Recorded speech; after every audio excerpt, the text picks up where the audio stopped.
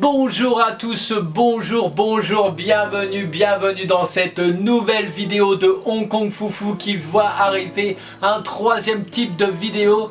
En effet, je vous fais découvrir Hong Kong à travers les images des lieux où je vais. Je vous fais découvrir Hong Kong à travers la cuisine locale. Et maintenant, je vais vous faire découvrir Hong Kong à travers son cinéma. Allez, c'est parti!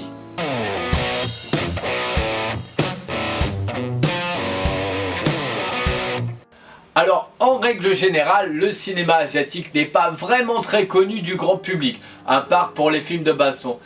Mis à part que celui de Hong Kong n'est pas le plus inconnu. On le connaît surtout à travers les films de Jackie Chan.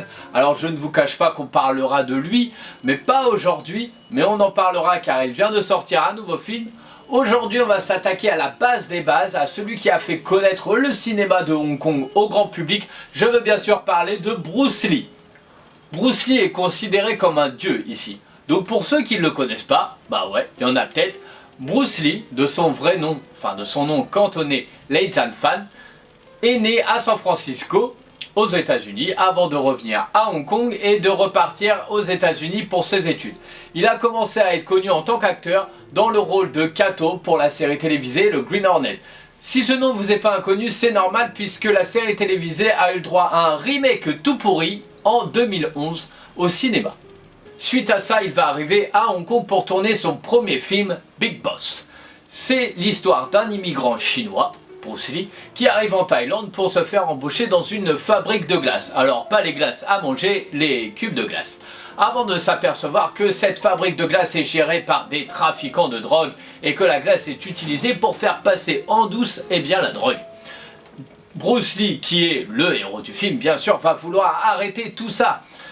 Malgré une réalisation catastrophique et surtout une entente au sein de l'équipe catastrophique, l'accueil du film et les recettes ont permis à Bruce Lee de commencer une grande carrière à Hong Kong. Lors de son deuxième film, La Fureur de vaincre, de loin mon préféré, Bruce Lee incarne Shenzhen, un jeune étudiant en arts martiaux parti en vacances aux États-Unis, et lors de son retour à Shanghai, dans l'école dans laquelle il vit, il s'aperçoit que son maître est mort. Lors de la cérémonie funéraire, des Japonais viennent donner une inscription en cadeau aux Chinois. Lors de la découverte de celle-ci, les Chinois sont offusqués car il est écrit une injure raciale dessus. Car en effet, à l'époque, les Chinois étaient en partie occupés par les Japonais. Persuadé que son maître a été tué, Bruce Lee décide de mener l'enquête. Dans ce film, on verra la première apparition de quelqu'un qui deviendra une superstar par la suite. Il s'agit de Jackie Chan. En effet, il fait une apparition à l'écran et en plus il réalise une cascade alors qu'il n'est à peine âgé que de 17 ans. À la suite de ce film, Bruce Lee va devenir une icône en Chine car il incarne l'élève du maître Huo. Et le maître Huo est un héros qui a réellement existé et qui a remporté de nombreux tournois d'arts martiaux en Chine.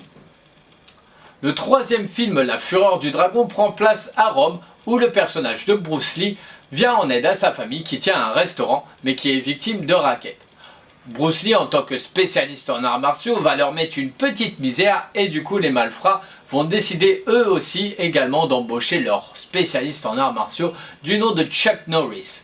Le combat entre Chuck Norris et Bruce Lee est encore actuellement considéré comme l'un des plus grands combats de films d'arts martiaux de par sa réalisation. Chuck Norris sur internet est considéré comme un dieu vivant grâce au Chuck Norris Facts et du coup quand Chuck Norris perce face à Bruce Lee, attention spoiler alert, cette scène a été parodiée dans une vidéo où le film a été mixé avec le film L'arme fatale et du coup ça donne une scène assez drôle, je vous mets le lien dans la description.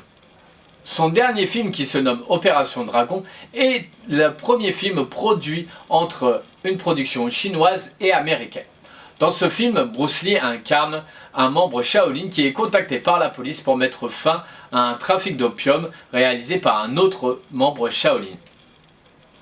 On y retrouve de nouveau en tant que cascadeur Jackie Chan qui a également une scène où il prend un coup qui a involontairement été percuté violemment Jackie Chan. Le film est sorti 3 semaines après la mort de Bruce Lee et a grandement contribué au succès des arts martiaux en France. On pourrait parler d'un dernier film mais qui n'a pas été réalisé entièrement par la superstar puisqu'en effet celle-ci est morte entre temps. En effet, en 1972, Bruce Lee a commencé à tourner le film Le Jeu de la Mort. Mais comme il n'avait pas l'idée finale, il n'a jamais pu finaliser ce film. En 1978, Robert Klaus reprend les rênes de la production et va utiliser quelques scènes que Bruce Lee a tournées et ensuite en retourner d'autres avec Kim Tai-chung qui est le doubleur officiel de Bruce Lee. Dans ce film, on y voit apparaître Kareem Abdul-Jabbar, la superstar du basket américain. Bruce Lee a eu une carrière très courte car il est mort très jeune, à l'âge de 32 ans. Mais il a eu le temps de laisser une empreinte indélébile dans le monde du cinéma d'arts martiaux et surtout dans le monde du cinéma de Hong Kong. Il a également sa statue sur l'avenue des Stars à Hong Kong et tout le monde veut se faire prendre en photo avec lui et je l'ai également fait.